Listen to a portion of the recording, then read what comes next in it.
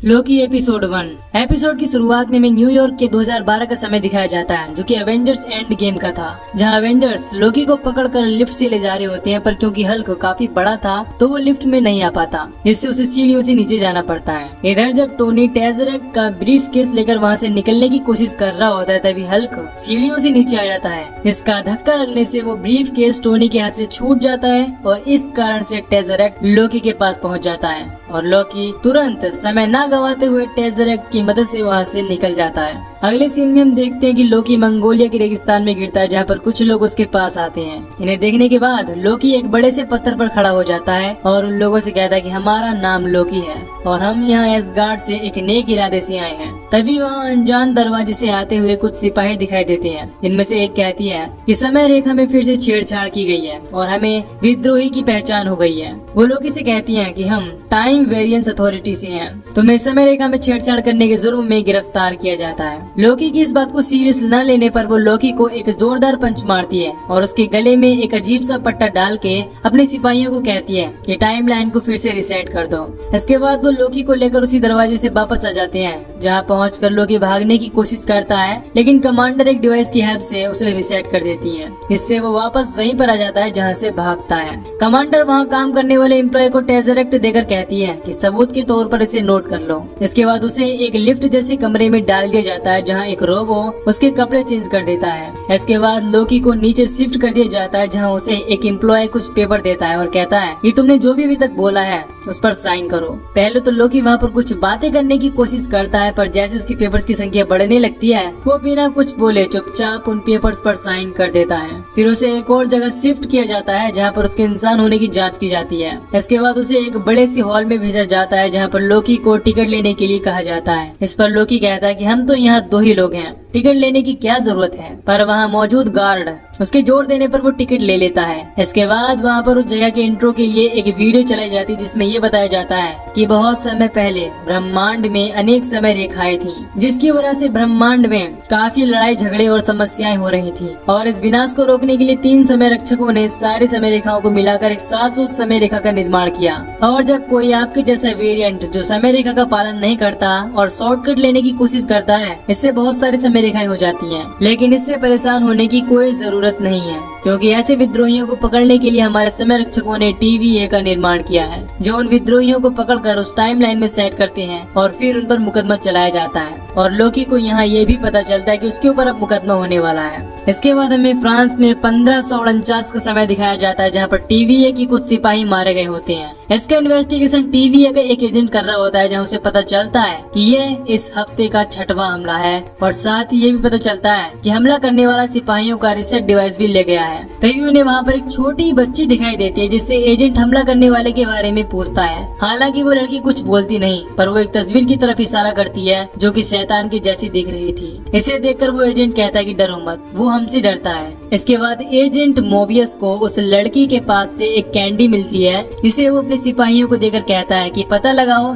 ये कहाँ से आई है। तभी वहाँ पर TVA का एक एम्प्लॉय लोकी की फाइल लेकर आता है। फिर हमें कोर्ट को दिखाया जाता है, जहाँ पर जज रेवोना लोकी से ये पूछते कि तुमने टाइमलाइन का उल्लंघन किया है, क्या तुम्हें अपना जुर्म कबूल है। इस पर लोकी कहते हैं कि आप लोगों को कोई गलतफहमी हुई है, टाइमलाइन में जो कुछ भी गड़बड़ी हुई है वो हमने नहीं, अवेंजर्स ने की है। अगर किसी को सजा मिलनी चाहिए तो वो अवेंजर्स हैं। अगर हमें ही आपके कुछ सिपाही मिल जाए तो हम खुद ही उन्हें सजा दे देंगे। इस पर रेवोना कहती है कि ये मुकदमा अवेंजर्स पर नहीं बल्कि तुम पर चलाया जा रहा है। अवेंजर्स ने जो किया वो उनकी नियति थी, यानी कि वो होना ही था, पर तुमने जो किया वो समय रेखा का उल्लंघन था। लोकी पूछता कि नियति कौन तय करता है। इस पर रेवोना बताती है कि नियति हमारे समय रक्षक यानी कि टाइम कीपर्स तय करते हैं। इस पर लोकी कहता है कि फिर तो हमें उनसे बात करनी चाहिए, लेकिन जज कहते हैं कि वो अभी बिजी हैं, वो तुमसे अभी नहीं मिल सकते। इसके बाद लोकी अपना जादू इस्तेमाल करने की कोशिश करता है, पर वो ऐसा नहीं कर पाता, जिसे देखकर वहाँ सब हंसने लगती हैं। इसके बाद रेवोना बताती है कि TVA में जादुई शक्तियाँ काम नहीं करती। इसके बाद रेवोना उसे रिसेट करने की सजा सुनाती है।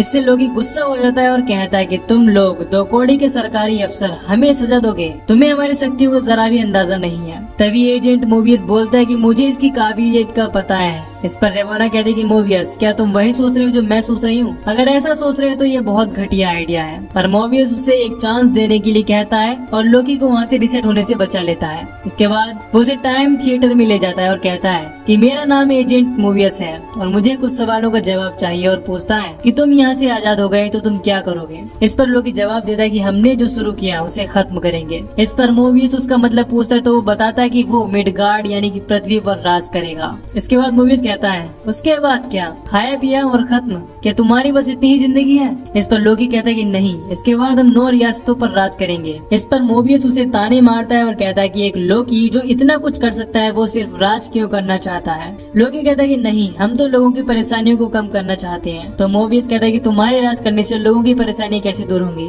लोकी कहता है कि लोग सबसे ज्यादा अपनी आजादी से ही परेशान हैं, हर चीजों को चुनने की आजादी, और तुम्हें जानकर ताज्जुब होगा कि लोग हमेशा गलत ही चुनते हैं। इसके बाद एजेंट मोबियस लोकी को उसका लाइफ टेप दिखाता है, जिस पर लोकी पूछता है कि ये क्या है? मोबियस कहता है कि ये तुम्हारी करतूतों का प्रीमियम कलेक्शन है, और फिर कहता है बात कमाल है कि तुम बात तो राज करने की करते हो पर तुम्हारी किस्मत में हमेशा हार ही नसीब होती है। इसके बाद मोबियस उसे न्यूयॉर्क में उसके द्वारा किए गए हमले से हुए लोगों के नुकसान को दिखाता है और पूछता है कि तुम मेरे एक सवाल का जवाब दो कि क्या तुम्हें लोगों को कष्ट देने में, परेशान करने में मजा आता है? लोकी कहता है नहीं, हम जो करते हैं वो तुम्हारे समझ के परे है। इस पर एजेंट कहता है कि तुम कहते हो कि तुम शरारतों के देवता हो और तुम्हारी हरकतें तो कुछ और ही दिखती हैं। तुम पकड़े जाने पर हर बार अपनी हरकतों की वजह से बच जाते हो। अब तक लोकी बहुत परेशान हो जाता है और कहता है कि आखिर तुम हमसे चाहते क्या हो? तो मोबियस कहता है कि मुझे तुमसे कुछ नहीं चाहिए, मुझे बस ये जानना है कि तुम ये हरकतें क्यों करते हो, और मैं शरारतों के देवता को समझना चाहता हूँ। और फिर वो बताता है कि अगर तुम अभी टीवी में पकड़े गए नहीं होते तो एसगार्ड के किसी काल कोठरी में बंद होते। और वो ये भी दिखाता है और कहता है कि तुमने तो अपनी बेवकूफी के कारण अपनी माँ को भी मरवा दिया था।